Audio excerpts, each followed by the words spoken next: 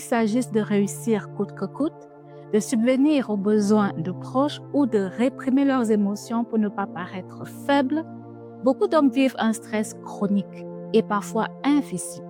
Un stress souvent banalisé dont nous allons parler aujourd'hui en allant à la rencontre d'un jeune homme qui a beaucoup à dire et qui va nous partager sa perception et son vécu.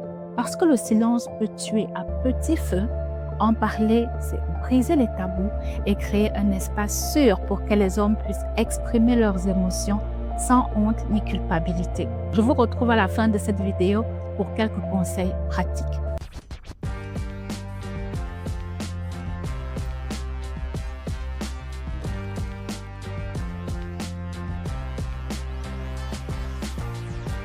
J'ai eu des responsabilités très tôt. J'ai eu à travers. Bonjour à tous, moi c'est Kim Obonga William, responsable service comptabilité finance alternative solutions.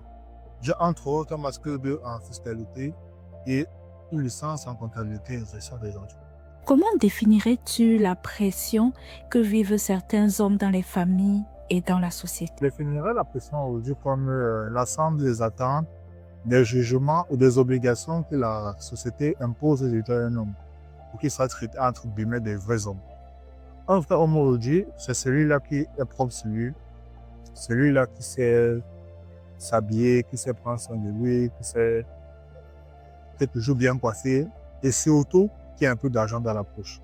Donc, c'est toutes ces attentes-là que la société impose à l'homme et crée une certaine frustration, une impression c'est lui et le pousse à aller de l'avant. Est-ce qu'on t'a déjà dit, tu es un homme, allez, tu dois te débrouiller? Si oui, comment est-ce que tu l'as vécu? C'est une phrase qu'on m'a dit quand j'étais très jeune. Mais la chance que j'avais, c'était que j'étais déjà préparé psychologiquement. Donc on m'a préparé au moins 4 ou 5 ans avant en me disant, ok, il faut que tu saches qu'à tel moment, tu ne pourras plus compter sur personne. Donc, pour moi, je dirais que pour un homme qui a appris à se débrouiller seul, il faut déjà qu'il soit préparé mentalement. Moi, j'ai eu la chance que j'avais un petit salaire, je ne payais pas de charges, j'avais pas de charges, je ne payais pas de loyer, je ne payais pas d'eau, je ne payais pas de...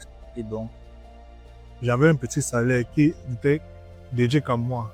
Mais ceux qui n'ont pas cette chance-là, ce que je peux leur dire, c'est qu'il faut se préparer psychologiquement. Quand un homme qui sait qu'il doit se lever le matin pour aller travailler, s'il ne travaille pas, il n'aura pas de quoi manger à midi, il n'aura pas de quoi manger le soir, il sera obligé de se lever pour aller travailler.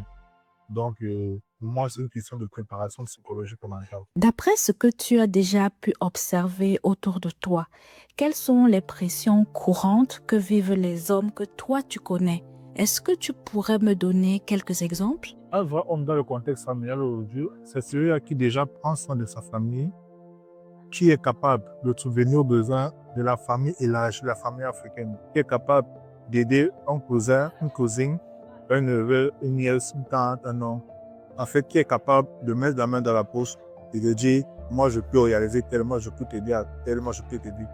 Donc, c'est aussi ça un vrai homme dans le contexte familial. Et c'est tout ça qui amène aussi la pression, qui met dans une bulle et le met dans un certain stress. Comment ces pressions se manifestent-elles au niveau du comportement, des émotions et des relations avec les autres? De ce que tu as pu voir en discutant avec tes amis, ta famille, qu'est-ce que tu peux nous en dire? Alors, avec l'arrivée des réseaux sociaux aujourd'hui, il est facile pour n'importe qui de se proclamer riche sur les réseaux sociaux. N'importe qui peut dire, moi je possède ci, moi je possède ça. Alors, moi j'ai eu à voir des gens dans mon entourage qui étaient frustrés par cette vie des rejoints. Un homme aujourd'hui, c'est celui qui a voiture, appartement, qui est capable d'entretenir une femme. Alors, lorsque les gens de mon entourage ne peuvent pas entretenir ce rythme de vie, ils ressentent une certaine pression et ça leur met dans les difficultés. Le sentiment le plus courant qu'on retrouve dans ce genre de situation, c'est de la jalousie, de la frustration. Les personnes concernées se trouvent dans une position inférieure. C'est-à-dire quoi?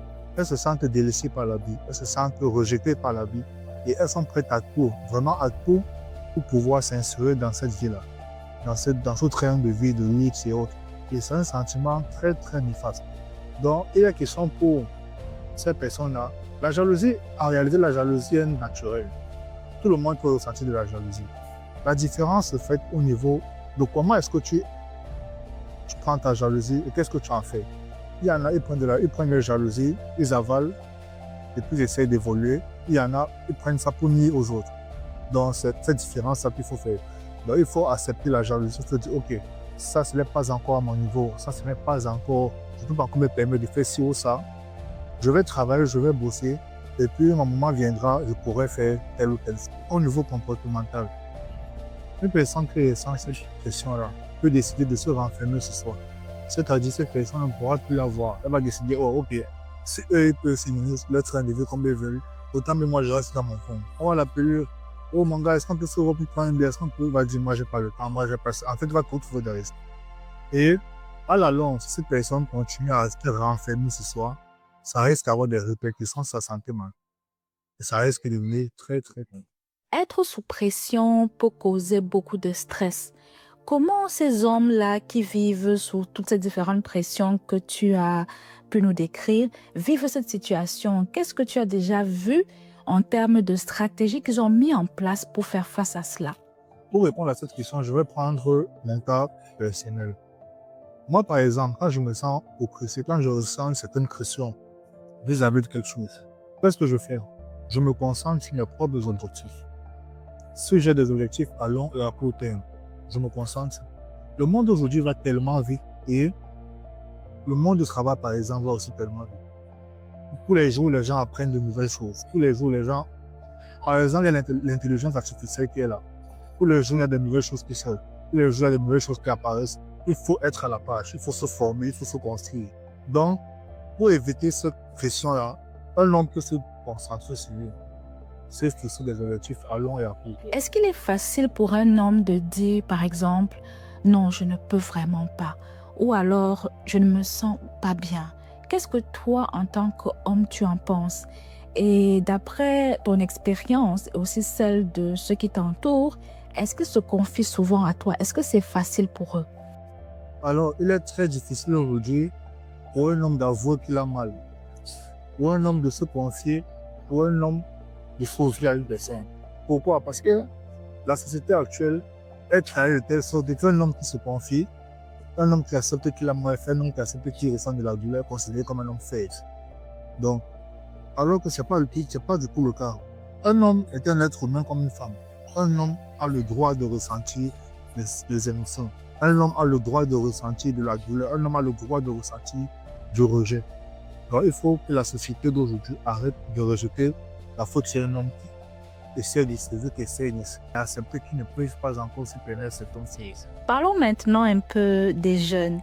Quels sont les défis qu'ils rencontrent aujourd'hui et surtout au niveau des relations amoureuses? Comment est-ce que ces défis-là pourraient avoir, un impact sur leur santé mentale?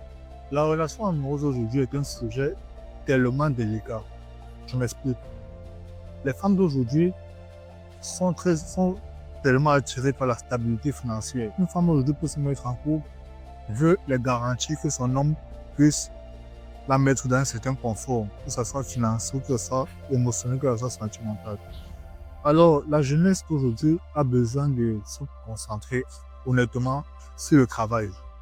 Un jeune aujourd'hui, pour moi, a difficilement accès à une relation amoureuse tant qu'il n'a pas un certain statut social. Car un jeune a très peu de chance de faire une place dans le monde professionnel ou dans la vie active. Alors, comme je disais tantôt, tout à l'heure, un homme aujourd'hui qui aspire à être un grand demain a besoin d'une femme qui va l'écouter, qui va le conseiller, qui va l'aider dans cette progression-là. Et un homme qui n'a pas cette femme à sa côté, dans la jeunesse, c'est très difficile de l'avoir plus tard. Et c'est toute cette pression-là qui va faire en sorte que l'homme se sente bloqué à un certain niveau. Maintenant, que penses-tu du fait qu'on éduque encore de nos jours les garçons à ne pas pleurer? On leur dit, tu es un garçon, tu n'es pas une petite fille, arrête de pleurer, il faut que tu sois fort. Qu'est-ce que toi, tu en penses? Je pense que de la même façon que nous essayons d'abolir le racisme, nous devons abolir cette façon d'éduquer les jeunes hommes. C'est-à-dire quoi? Un homme aujourd'hui a le droit d'exprimer ses sentiments. Un homme aujourd'hui a le droit de dire, je suis fatigué, je n'en peux plus. Un homme aujourd'hui a le droit de dire, je n'en fais plus, je veux me reposer. Un homme aujourd'hui a le droit de dire, je ne veux plus, je veux arrêter. Ce phénomène aujourd'hui, les femmes le traitent de garçon princesse. Mais ce n'est pas juste un phénomène de garçon princesse. C'est une révolution. Il faut que la société aujourd'hui accepte qu'un homme ait peur des choses, qu'un homme ait peur de ne pas réussir. Et ça doit cesser. Est-ce que tu t'es déjà senti dépassé par les attentes sociales ou même familiales au point de vouloir te retirer tout seul afin de respirer ou afin de disparaître même pour que les gens arrêtent de te solliciter? Totalement. Il y a des moments où je n'ai pas envie d'aller travailler. Je n'ai pas envie de sortir, je n'ai pas envie d'aller me balader, je n'ai envie de rien parce que, comme je disais tout à l'heure, je me suis fixé des objectifs et je ne les ai pas atteints. Après, quand je me balade sur les réseaux, je vois peut-être que tel a fait ci, tel a fait ça. Donc, dans mon planning, j'avais prévu peut-être faire la même chose aussi après 2 mois avant ou 3 mois avant. Ça me met une certaine pression et je n'ai envie de ne rien faire. Donc, effectivement, oui, les attentes sociales ont déjà eu à avoir des impacts sur ma vie. On dit souvent qu'avoir un bon entourage est très important pour notre bien-être et notre santé mentale. Alors dis-moi, est-ce que toi, tu as des personnes sur qui tu peux compter quand tu traverses des difficultés? Est-ce que tes amis sont là pour toi? Oui, ils me soutiennent vraiment énormément. C'est vrai qu'on a notre manière à nous de se soutenir, mais il est très important de s'asseoir avec un ami, de partager quelques moments ensemble, de dire, bon, moi j'ai tel projet, moi j'ai tel projet, ça tel niveau d'avancement, ça tel niveau d'avancement. Il est très très important de savoir bien s'entourer, d'avoir des personnes autour de soi qui portent la même vision de la vie, la même vision des choses. Quand tu es bien entouré, honnêtement, tu as fait 50% du travail. Donc, pour moi, oui, je remercie vraiment mes amis de BNC. Maintenant, parlons un peu de la dépression et du stress qu'on retrouve un peu chez tout le monde, qu'on soit un homme ou une femme. Quelles sont selon toi les choses qu'on pourrait améliorer pour permettre justement aux hommes, aux jeunes personnes beaucoup plus matures de prendre soin de leur santé mentale? Le plus important pour un homme qui étouffe à cause du stress, c'est d'avoir une épaule sur qui peut se poser.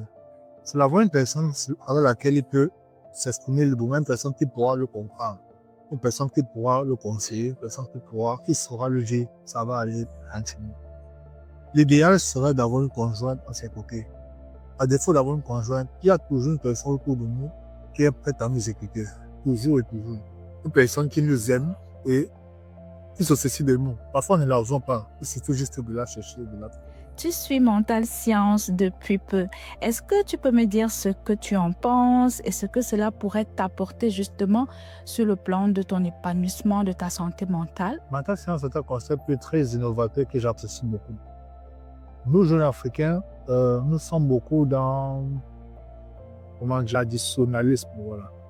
C'est-à-dire, on sait que l'homme, son travail, c'est de chercher l'argent. La femme, c'est de chercher le travail, chercher le mariage et puis basta. Donc, Mental Science vient avec ce truc-là, d'édifier les jeunes sur beaucoup de fléaux qui nous à la jeunesse et vraiment sur top. Je te remercie pour ce bel échange. C'était vraiment très instructif. Tu sais, la sensibilisation à la santé mentale est importante dans nos communautés et nous sommes tous des acteurs de changement. Est-ce que tu aurais un dernier conseil pour les personnes qui nous écoutent? Les gars, nous sommes dans un pays très compliqué. Soyons forts. Nous voici donc au terme de cet échange enrichissant dont nous pouvons tirer quelques leçons, notamment l'influence des réseaux sociaux sur l'estime de soi et le sentiment de réussite. Nous avons également la jalousie qui, mal gérée, peut mener à une concurrence malsaine et nuire à la santé mentale de la personne en question. On se sent en effet en se comparant à ceux dont on voit miroiter les richesses sur les réseaux sociaux. Nous avons aussi entendu la difficulté pour un homme de s'épanouir et de construire une vie de couple quand il n'est pas financièrement stable ou alors aisé. Dans de nombreuses sociétés, les hommes grandissent avec une injonction silencieuse. Être fort, réussir, ne jamais flancher. Ils sont souvent perçus comme les piliers de la famille, les moteurs de réussite ou encore ceux sur qui tout le monde pourrait compter.